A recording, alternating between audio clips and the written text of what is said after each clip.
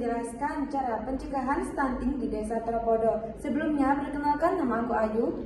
Nama aku Lutfira. Nama aku Syahwa. Nama aku Aru. Yang pertama, aku akan menjelaskan latar belakang cara pencegahan stunting pada balita di Desa Tropodo.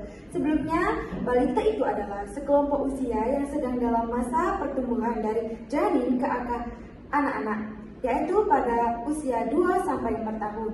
Nah, balita ini sering mengalami resiko stunting pada masa pertumbuhannya, seperti tinggi badannya itu tidak sesuai dengan usia dan kekurangan asupan gizi.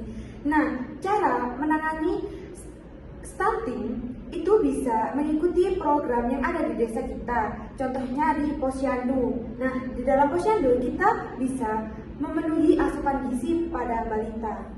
Posyandu merupakan lembaga kemasyarakatan desa atau kelurahan sebagai wadah partisipasi masyarakat dalam mendukung masyarakat sendiri itu untuk mewadahi dalam fasilitas kayak kesehatan untuk buat anak balita.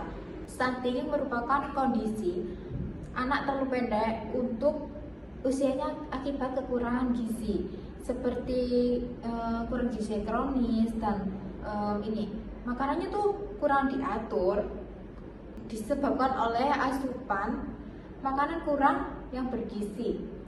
Dalam waktu lama kurun 1000 hari pertama sejak janin ini hingga anak usia 2 tahun, efeknya jangka panjang, yaitu tidak dapat diperbaiki setelah itu berusia 2 tahun. Nah, berikut ini adalah OPD di Desa Tropodo. Yes.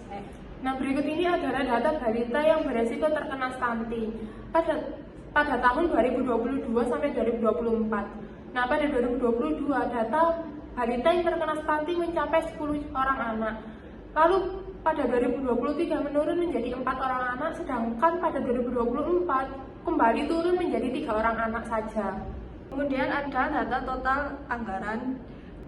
Dapat dilihat dari data total anggaran tersebut, pemerintah Desa Tropodo sudah melakukan total anggaran secara rinci. Namun karena keterbatasannya anggaran, maka pemerintah Desa Tropodo perlu melakukan akuntabilitas keuangan desa. Kemudian ada data sarana dan prasarana.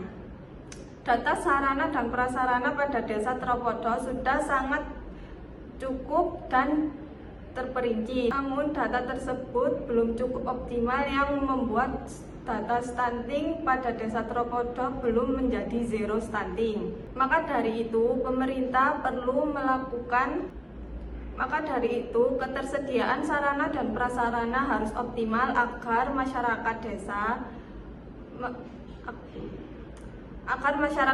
mendapatkan fasilitas kesehatan yang memadai. Nah, berikut adalah indikator tanggapan masyarakat pada Desa Tropodo. Nah, pertama itu masyarakat itu rutin hadir pada Posyandu setiap bulannya, lalu mengikuti partisipasi program yang aktif, lalu ada kesadaran untuk mengikuti program tersebut, lalu setelahnya ada dukungan pada program tersebut. Lalu ada hambatan dan tantangan. Hambatan pada program ini itu terkendala di logistik dan sosial. Lalu ada kurangnya kesadaran masyarakat untuk termotivasi untuk mengikuti program tersebut. Lalu ada kurangnya pengetahuan dan pola asuh pada anak, dan dukungan yang cukup optimal untuk mengikuti kegiatan posyandu tersebut. Nah, itu di sini ada rekomendasi kebijakan, itu ada 6. Yang pertama, anggaran dan dana. Yang kedua, sarana dan fisik.